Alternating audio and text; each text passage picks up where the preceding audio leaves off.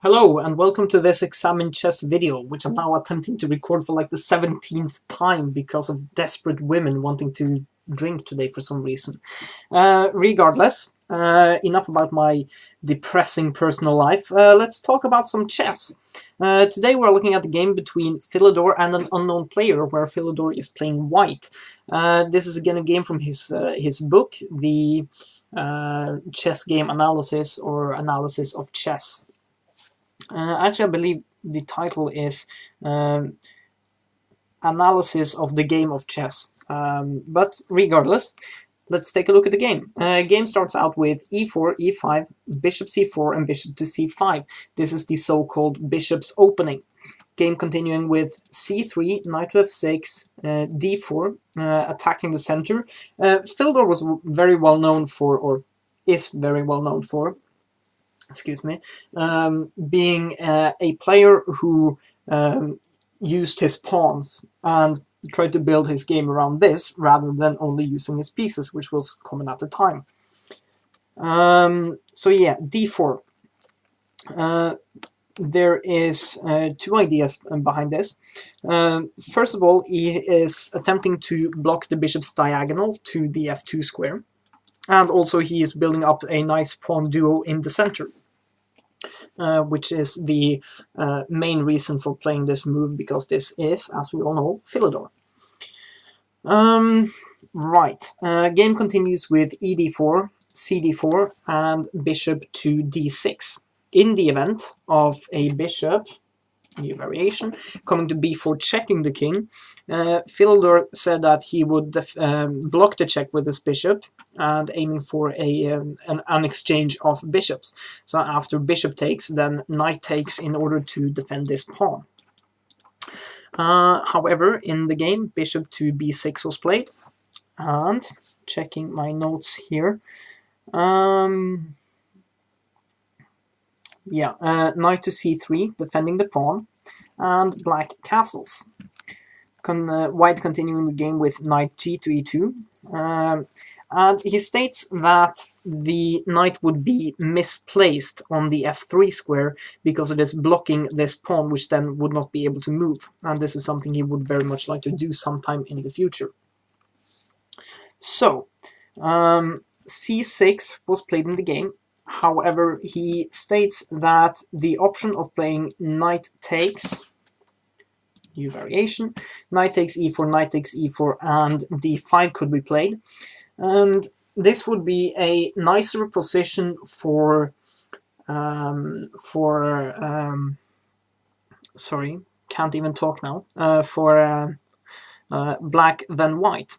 So let's say something like bishop takes d5, queen takes d5, and we would have to play knight 4 to c3. Idea is that if you play the other knight, new variation,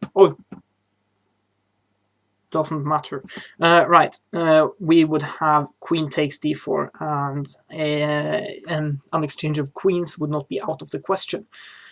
So, you know, not so very nice for white then being down a pawn. So yeah, we have knight g to e2 and c6. The idea behind c6 is obviously to strike in the center and creating some pressure on these squares. Therefore, Philidor plays bishop to d3. This avoids the tempo that would come with this move on the bishop, and also doesn't force the trade of this e-pawn that he would very much like to keep, so that the d-pawn does not become a weakness. Right, in the game continues with d5 and e5. So this comes with now a tempo on the knight. The knight could go over here to g4, but it's quickly going to be chased away somehow. And considering it would not be able to retreat to f3, it will have to go on some type of adventure, you could say. Therefore, the knight was played to e8. The knight would not want to go to d7 because the other knight would like to go there. The game continues with bishop to e3. main idea behind this move is to free this knight. The knight wouldn't like to be remaining on the e2 square forever and would like to move. However, it is now the only defender of where it was the only defender of this pawn. So after bishop to e3, we have f6. The idea behind f6 is, first of all, to strike at the white center, but it is also to open up the file, and especially an attack on the f2 square, so that the rook would be activated this way. King continues with queen to d2, simply defending this bishop so that after pawn takes, you would not have to recapture here with the pawn, but rather with the queen, thus maintaining the pawn structure. Okay, so queen to d2.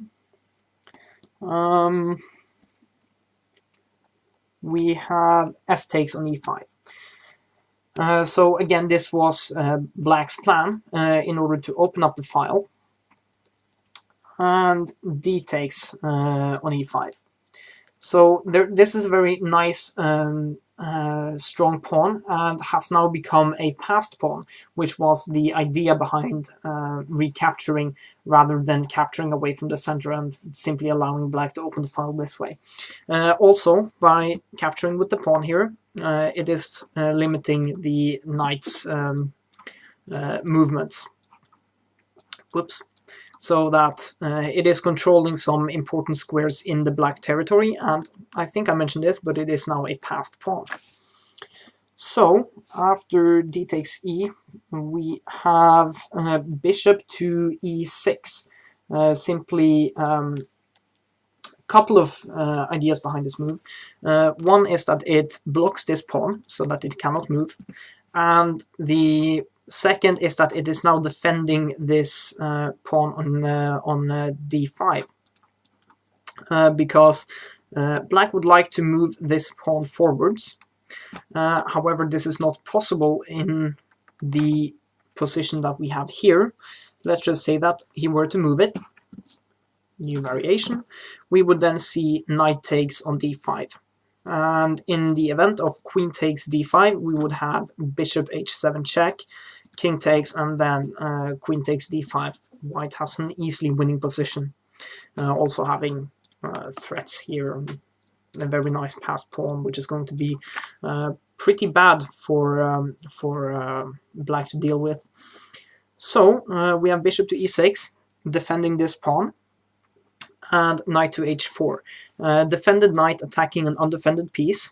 Therefore, queen to e7 was played, simply defending the bishop. And let me just check my notes here.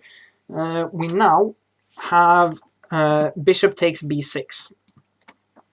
Idea behind this move is that, well, first of all, now that the queen has moved, there is no piece that could recapture here, and the black pawn structure is going to be damaged, which it is. And the reason for why he decided to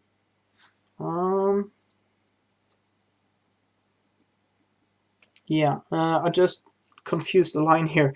The reason for why he decided to capture it is so that there would not be pressure on the f2 square, especially now that this file has been open for the black side. Therefore,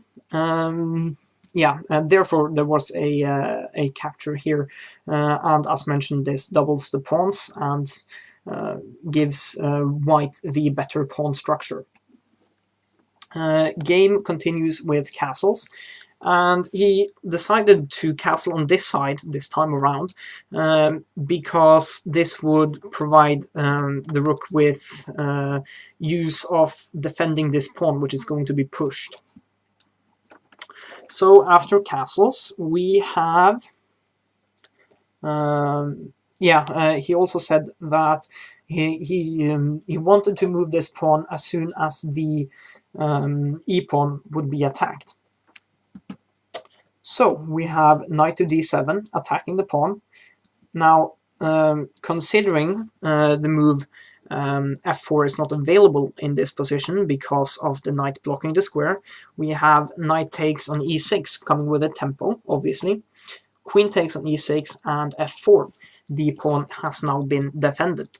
And in the event of, let's say, knight takes, pawn takes, rook takes, there is simply only black getting 2 pawns for a piece. So white would be better. So f4. Let us see. Knight to c7. He needs to reactivate this knight, which has been tossed out of the game, you could say.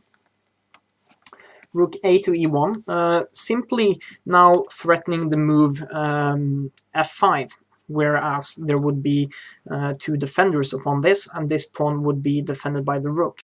So something like, because this comes with a tempo on the queen, let's just see if we can get rid of this, because this would be coming with a tempo on the queen cannot lead in capturing this pawn, because there would simply be a pawn and a rook for a queen, which is obviously not a good trade. Therefore, g6 was played. It looks like a strange move, but it is aimed at stopping the f5 pawn advance, which would be very uncomfortable for black to meet. So after g6 we have h3, which is a preparation move for g4, then coming with f5, so that the pawn would be recapturing here, and again white would have a pawn duo, a passed pawn duo, or 2 connected passed pawns, if you will, which should ensure him the game, as he states in his comments. So d4 comes. Slightly awkward move, I would say, but so is. Knight was played to e4, and he realizes, obviously, that he cannot play this move now, and is going to prepare this, as mentioned, with g4. And therefore the miscommunication here doesn't matter, as capturing here would just be a sacrifice, and not a very good one at that. So we continue with h6. The idea behind h6 is simply to control this g5 square, because he doesn't want white to get a knight in here and disrupt the queen's position, which then would allow a pawn advance again, and he would probably have to sacrifice at this point. Right, so the game continues with b3, and there is and this creates a threat of bishop to c4, which would be pinning the queen to the king. Obviously this can be avoided with the knight coming in here, but it's going to be an annoying pin to deal with, which would take this piece out of the game for the foreseeable future. Even though it is defended by a pawn, this idea is simply too strong. Right. So b3 was played, and b5. So this is simply controlling the square as to avoid the bishop coming here.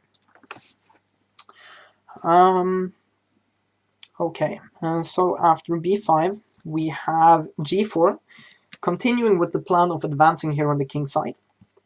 Knight was played to d5 and is aiming at entering the white position. Knight was played to g3, and the knight jumps into e3. And the idea behind this move was to disrupt the positioning of the white pieces. However, Philidor, being Philidor, didn't see this as much of a threat and decided to sacrifice the exchange. So knight takes e3, d takes e3, and queen takes on e3 was played.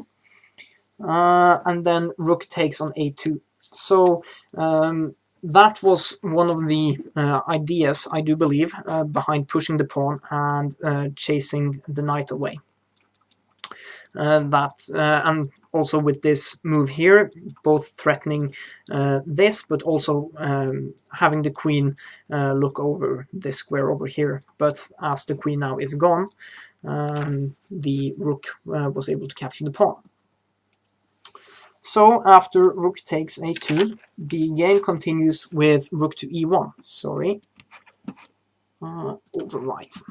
Rook to e1, simply defending this pawn in order to allow the f5 pawn advance. Idea being, if we just go back, f5 in this position, new variation, would fail to queen takes, I believe. Why would the engine suggest this move? Don't quite get it. This should work. Maybe there is something I've missed, but I do believe this should work. Maybe it's just because it's uncomfortable with this pawn, but it should be easily controllable. Yeah, should be easy. Right, so rook to e1 was played. Just get rid of this.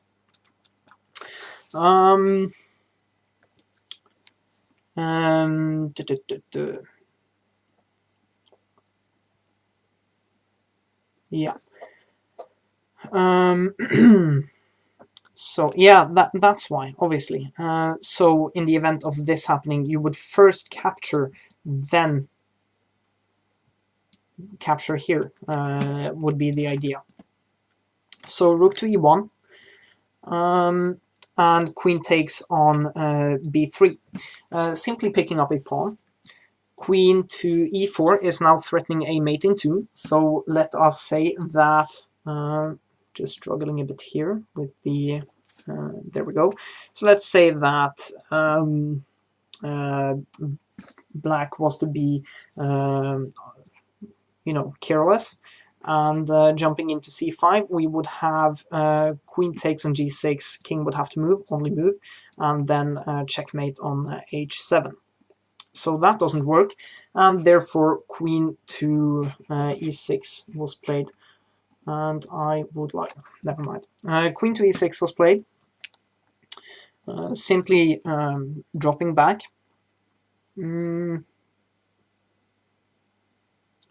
Yeah. Lost my way in the notes here. Queen b3, queen e4, queen e6, and f5.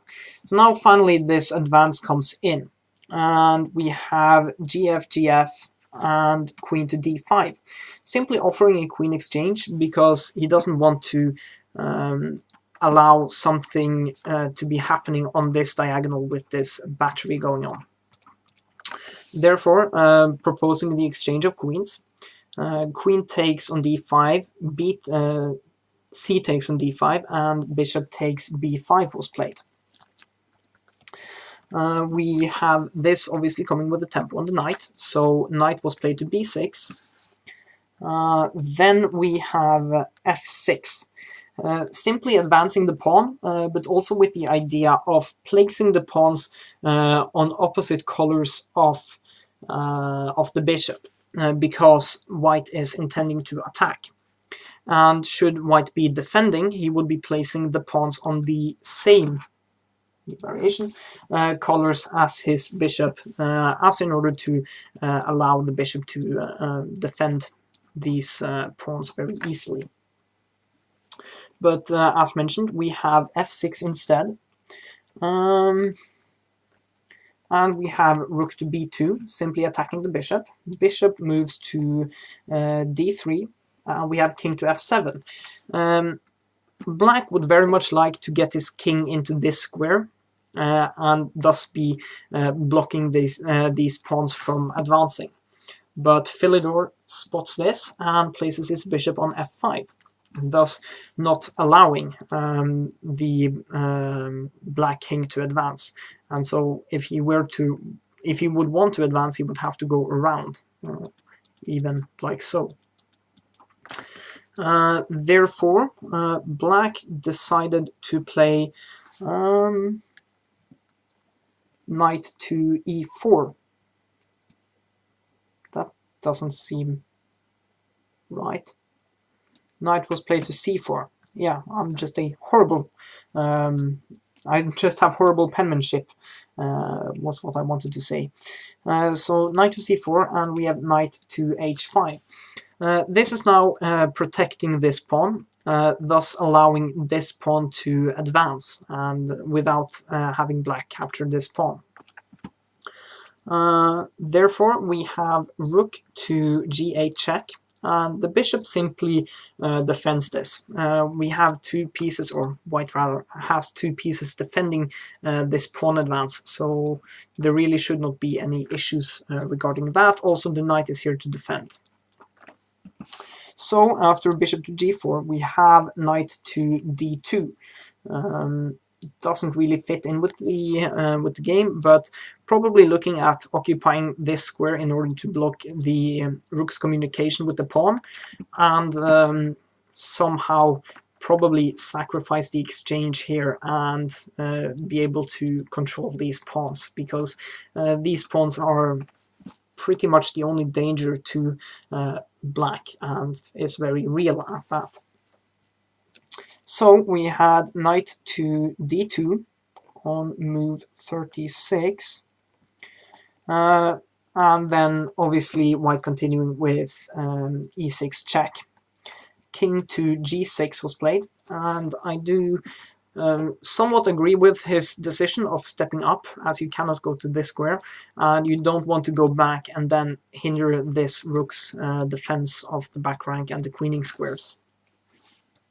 So king to g6 and f7, coming with a tempo on the rook. Rook moves to f8, and we have knight to f4 check.